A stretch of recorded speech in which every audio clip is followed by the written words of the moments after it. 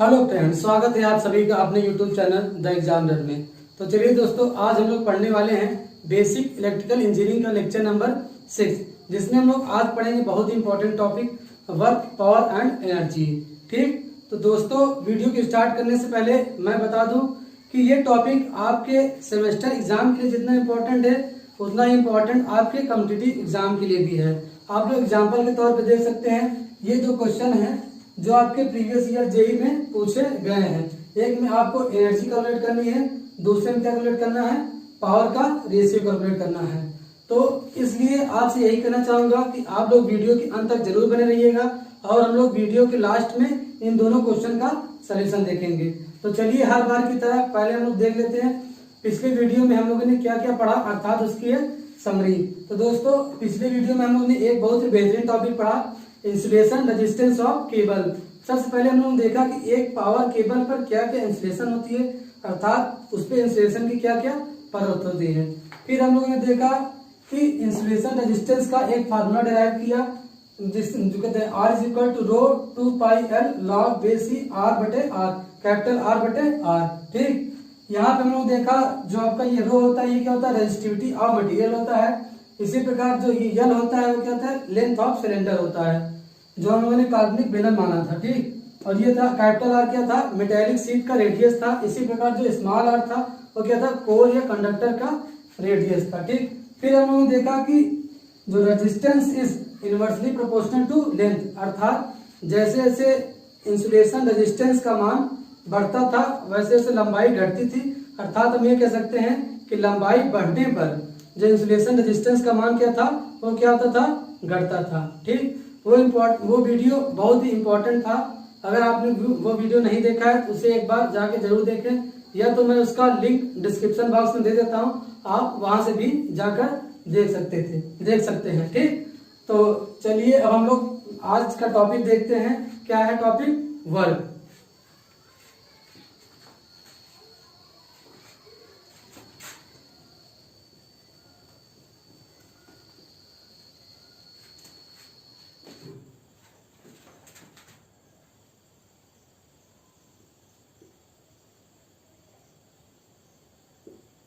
ठीक, तो आपका टॉपिक क्या है, वर्क। अगर हम लोग कार्य को समझेंगे तो हम लोग सबसे पहले मानते हैं क्या, ये क्या है, आपका कोई एक पिंड है।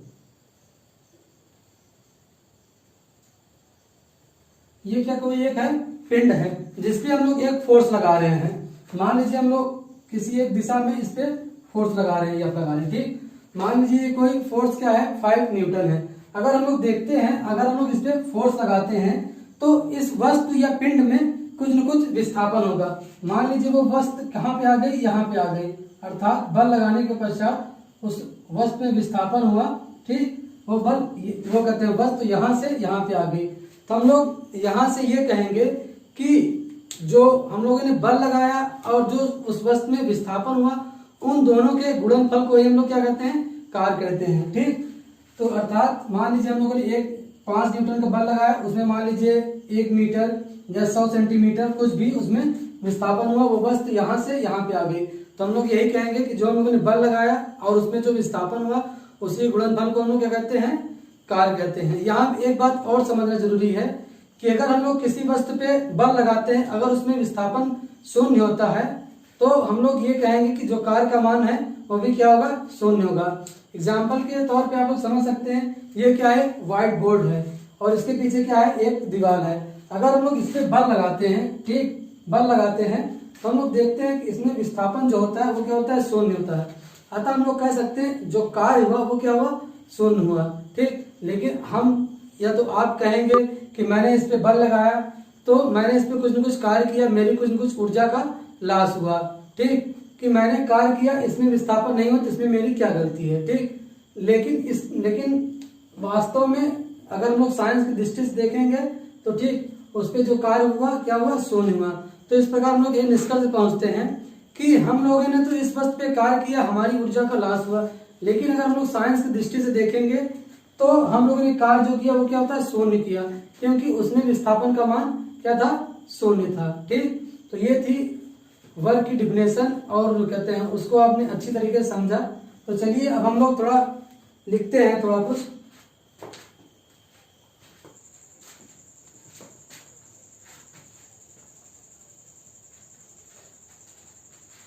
तो अगर हम लोग कार्य को परिभाषित करेंगे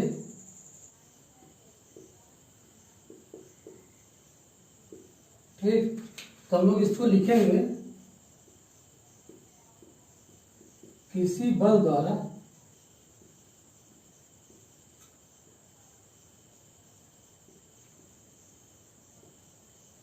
किसी वस्तु को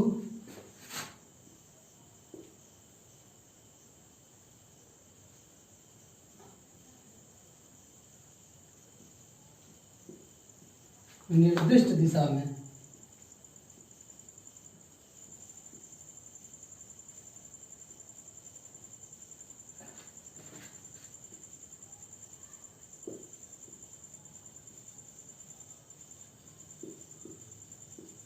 विस्थापित करना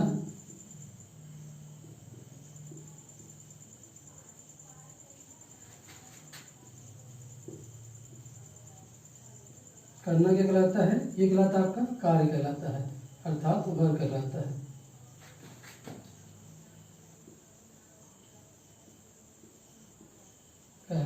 है। हम लोग लिखेंगे वर्क बराबर फोर्स इंटू डिस्प्लेसमेंट।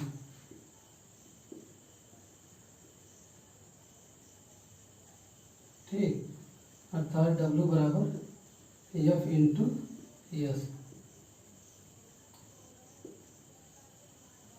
और इसकी यूनिट क्या होती है? जूल होती है। ठीक, और ये कैसी क्वांटिटी होती है? ये आपकी क्वांटिटी है, स्केलर क्वांटिटी होती है। इट इज स्केलर क्वांटिटी होती है। ठीक, ये हो गया वर्क। अगर हम लोग कार्य को वैद्युत कार्य के रूप में परिभाषित करेंगे तो हम लोग कहेंगे कि वैद्युत परिपथों में विद्युत वाहक बल के प्रभाव से विद्युत धारा का प्रवाहित होना क्या कहलाता है? कार्य कहलाता है। और हम लोग वहां से लिखेंगे W बराबर V इंटू आई इंटू टी। ठीक, और यहाँ से इसकी एक यूनिट और आ जाएगी वाट पर सेकेंड।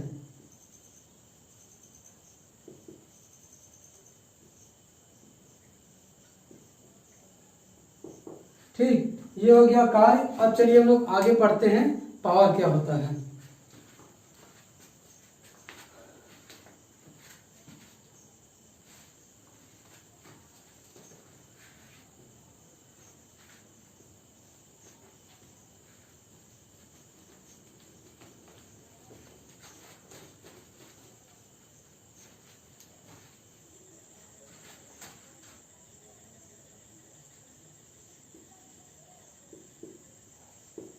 तो टॉपिक क्या है अगला? पावर है। पावर को अगर हम लोग परिभाषित करेंगे तो हम लोग लिखेंगे कार्य करने की दर को हम लोग क्या कहते हैं? पावर कहते हैं। अर्थात rate of doing work is called power. ठीक, तो अगर हम लोग लिखते हैं पावर बराबर क्या होता है? वर्क अपॉन टाइम होता है। वर्क अपॉन टाइम होता है, अर्थात कार्य और समय के अनुपात को हम लोग क्या कहते हैं? पावर कहते हैं। ठीक, ये हो गया। अगर हम लोग इसकी यूनिट की बात करेंगे तो ये क्या हो जाएगा आपका? यहाँ से क्या आ जाएगा आपका? जूल पर सेकेंड। ठीक, और एक यूनिट और हम लोग क्या लिखते हैं? वाट। ठीक, ये चीज हो गया। ये हो गया कहते हैं पावर हो गया। अगर हम लोग इलेक्ट्रिक सर्किट में बात करेंगे तो हम लोग क्या लिखेंगे?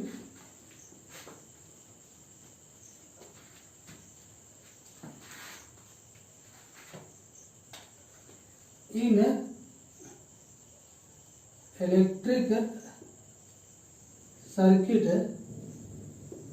ठीक, तो हम लोगों ने देखा था अभी क्या? P बराबर W बाई टी, और अभी हम लोगों ने पीछे देखा था कि W बराबर क्या होता है, V इंटू आई इंटू टी। ठीक, ये चीज होता है। अगर हम लोग यहाँ से T को कैंसिल कर देंगे तो हम लोग देखते हैं T बराबर क्या होता है, V इंटू आई होता है। ठीक, ये चीज हो गया। और हम लोगों ने पीछे वीडियो में ये भी पढ़ा था, ओम्स लॉ के अनुसार, ओम्स लॉ के अनुसार, according to Ohm's law, V is equal to क्या होता है, I इंटू आर। और यही हम लोगों ने और देखा था I बराबर क्या होता है, V पर आर। अब हम लोग V की जगह पे अगर I रखते हैं, ठीक, अगर V की जगह पे आई आर रखते हैं तो ये आपको क्या हो जाएगा, आई स्क्वायर आर हो जाएगा। ठीक, एक आपका फार्मूला ये निकल के आ गया। इसी प्रकार हम लोग अगर आई की जगह पे V बटे आर रखते हैं तो हम लोग क्या देखते हैं, आपका हो जाएगा P बराबर क्या हो जाएगा, V स्क्वायर बटे आर हो जाएगा। ठीक, ये तीनों फार्मूले आपके लिए बहुत ही इंपॉर्टेंट है और इससे संबंधित न्यूमेरिकल्स आपके एग्जाम में आते हैं। ठीक, तो ये हो गई पावर के बारे में। पावर की बात, अब हम लोग इसी में एक पॉइंट और देखेंगे इंपॉर्टेंट।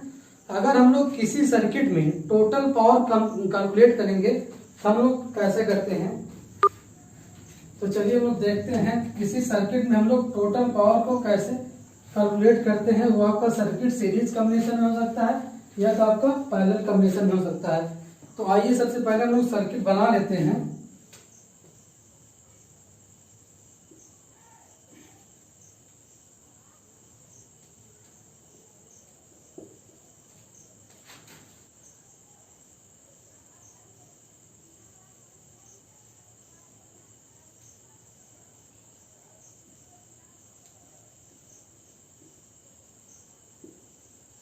ठीक, तो ये दो आपके क्या है, सर्किट है। मान लीजिए ये क्या है, R1 है, ये क्या है, R2 है, ये क्या है, R3 है।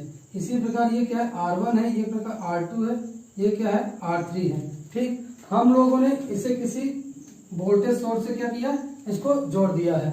तो अगर हम लोग देखते हैं, अगर ये तो हम लोग मानते हैं कि R1 ने क्या, P1 पावर कंज्यूम किया, इसी प्रकार R2 ने P2 पावर, R3 ने P3 पावर कंज्यूम किया।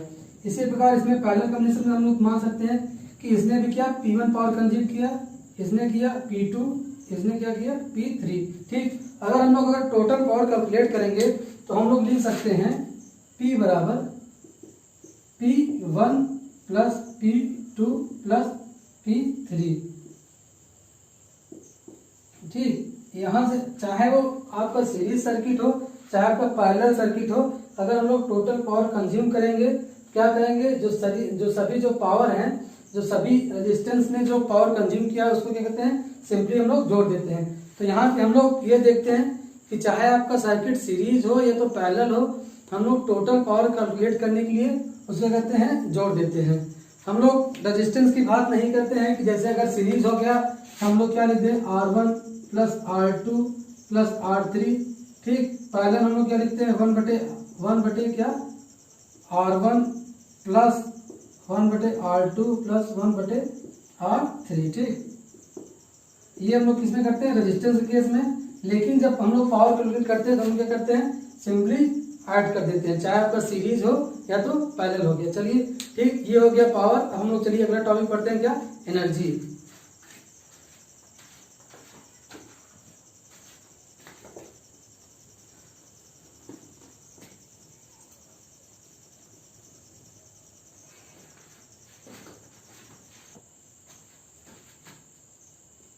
आपका अगला टॉपिक क्या है, एनर्जी। तो एनर्जी को अगर हम लोग परिभाषित रूप में लिखेंगे तो हम लोग लिखेंगे कार्य करने की क्षमता क्या कहलाती है, आपकी एनर्जी कहलाती है, अर्थात ऊर्जा कहलाती है।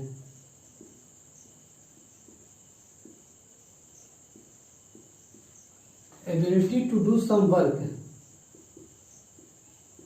ability to do some work is called energy। ठीक, हम लोग एनर्जी बराबर क्या लिखते हैं, पावर इंटू टाइम। ठीक, आपका ई बराबर क्या हो जाएगा, पी इंटू टी। ठीक, और इसका कहते हैं यांत्रिक मात्रा क्या होता है, जूल होता है। ठीक ठीक, अगर हम लोग यांत्रिक ऊर्जा को अगर हम लोग बांटते हैं तो हम लोग बेसिकली इसको दो भागों में बांट सकते हैं। एक क्या होता है पोटेंशियल एनर्जी, जिसे हम लोग स्थितिज ऊर्जा कहते हैं। एक क्या होता है आपकी काइनेटिक एनर्जी। तो आइए थोड़ा इसको हम लोग समझते हैं।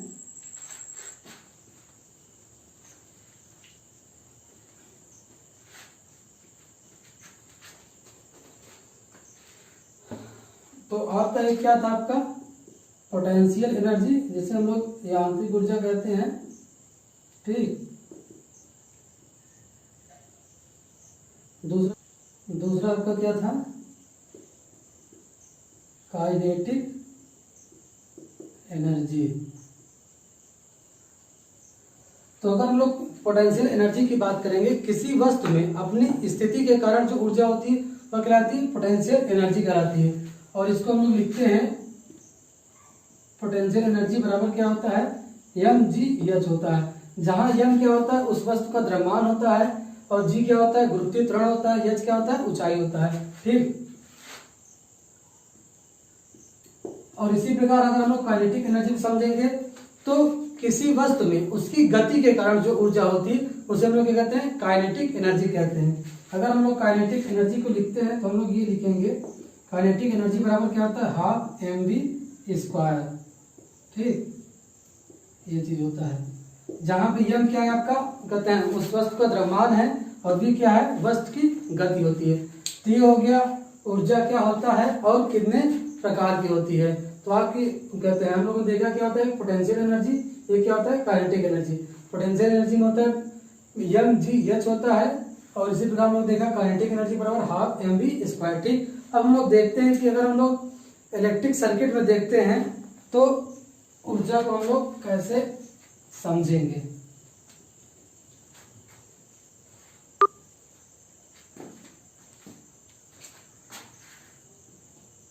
इन इलेक्ट्रिक सर्किट। ठीक, तो हम लोगों ने भी देखा था कि E बराबर क्या था, P इंटू टी होता था। हम लोगों ने अभी पढ़ा P बराबर क्या है, V इंटू आई। ठीक ठीक, ये हो गया। ठीक, ये E बराबर क्या हो गया, V इंटू आई इंटू टी हो गया। और अभी हम लोगों ने देखा भी था अकॉर्डिंग टू ओम्स लॉ,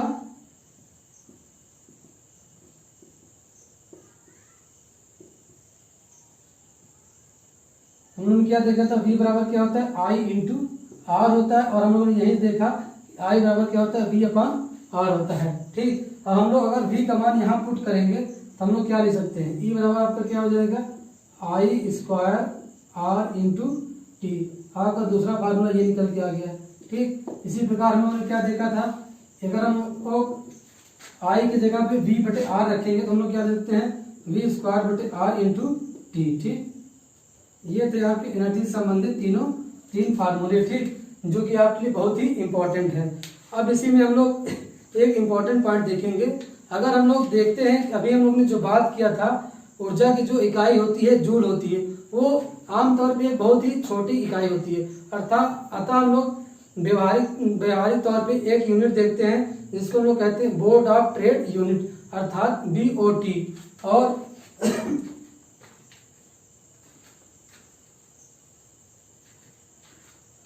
और हम लोग यहीं से देखते हैं कि एक BOT बराबर कितना होता है। हम लोग अगर देखेंगे एक BOT, ठीक, अर्थात इसको हम लोग क्या लिखेंगे, बोर्ड ऑफ ट्रेड यूनिट।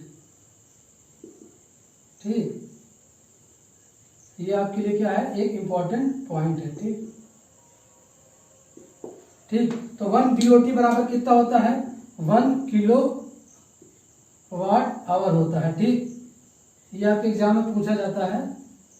ठीक, और हम लोग यहाँ से एक चीज और दे सकते हैं कि कि 1 किलोवाट बराबर कितना होता है। अगर हम लोग देखते हैं तो अगर इसको हम लोग, तो ये हम लोग लिख सकते हैं 1001 वाट, 1 किलोवाट में 1000 वाट गुणते 1 घंटे में कितने सेकंड होते हैं वो हम लोग यहाँ पे लिखेंगे। ठीक, तो अगर हम लोग इसको मल्टीप्लाई करेंगे तो हम लोग 6 × 36 इंटू 10⁵ ठीक, ये हम लोग किस में कन्वर्ट कर रहे हैं, जूल में कन्वर्ट कर रहे हैं। ठीक, जूल को हम लोग किस में देखते हैं, सेकंड में देखते हैं। ठीक, तो हम लोग यहाँ से एक चीज और लिख सकते हैं 3.6 इंटू 10 कहते हैं 6 जूल होता है। ठीक, ये आपके एग्जाम में पूछा जाता है और जैसे आपके यूपी SSC, UPSC आदि एग्जामों में ये कई बार पूछा गया है और आपके जैसे SSC JEE वगैरह भी ये सब चीजें पूछी जाती हैं। ठीक, ये हो गया ऊर्जा कहते हैं क्या होती है और इससे संबंधित जो सारे इंपॉर्टेंट पॉइंट थे वो मैंने आपको बता दिया। ठीक, अब चलिए अब हम लोग देखते हैं, अभी हम लोगों ने जो स्टार्टिंग में देखा था जो 2 न्यूमेरिकल्स थे उन दोनों को हम लोग सॉल्व करते हैं। ठीक,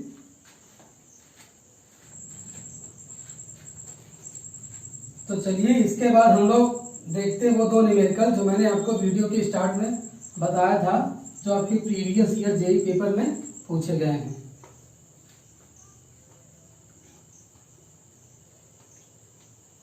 ठीक, तो आपका पहला क्वेश्चन है हाउ मच एनर्जी 100 वाट अर्थात 100 वाट इलेक्ट्रिक बल्ब कंज्यूम्स इन 2 आवर्स, अर्थात 2 घंटे में एक 100 वाट का बल्ब है वो कितनी एनर्जी कंज्यूम करेगा।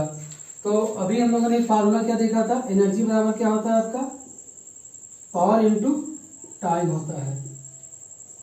ठीक, हम लोग को पावर कितना दिया है, 100 वाट दिया है। ठीक, और टाइम कितना दिया है, 2 घंटे दिया है। हम लोग को इसको जूल में कन्वर्ट करना है तो हम लोग क्या करेंगे, इसको सेकंड में बदलेंगे। ठीक, तो अगर हम लोग इसको गुणा करेंगे 6 × 36 गुना 72 हो जाएगा। ठीक, आपका 72 हो जाएगा, 1 2 3 4 जीरो लग जाएंगे। ठीक, इतना आपका क्या हो जाएगा, जूल हो जाएगा। अब जो आपका राइट आंसर है वो किसमें दिया है, किलो जूल में दिया है, तो हम लोग इसको क्या ले सकते हैं 720 किलो जूल। ठीक, तो आपका जो आंसर नंबर डी है वो क्या हो जाएगा, राइट होगा और इतनी ही क्या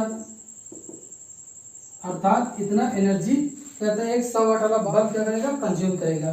ठीक, अब चलिए हम लोग अगला क्वेश्चन देखते हैं।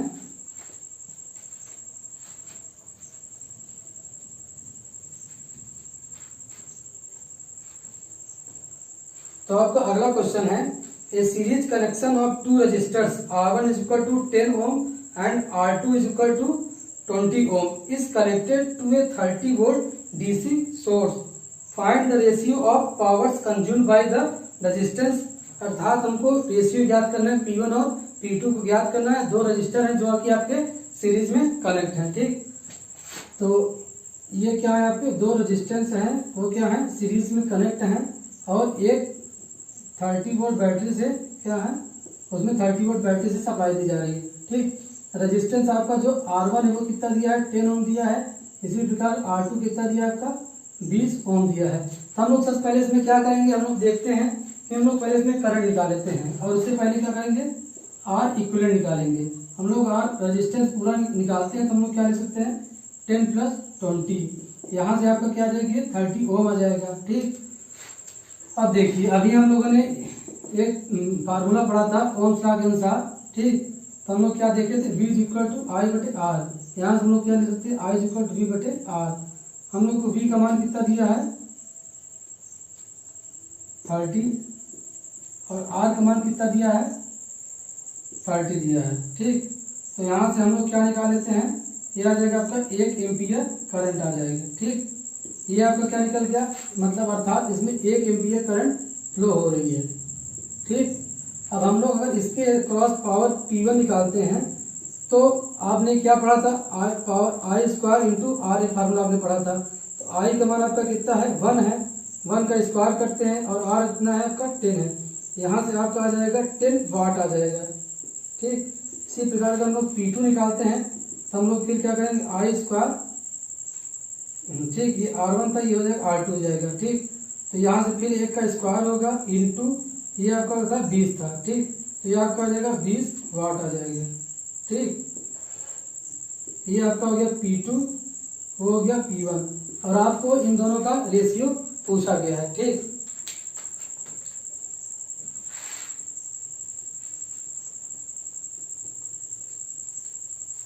तो हम लोग क्या देखते हैं, P1 अपॉन P2 आपका क्या हो जाएगा,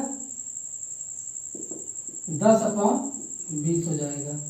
इसको काटेंगे तो ये आपका आ जाएगा P1 अपॉन P2 इक्वल क्या जाएगा 1/2।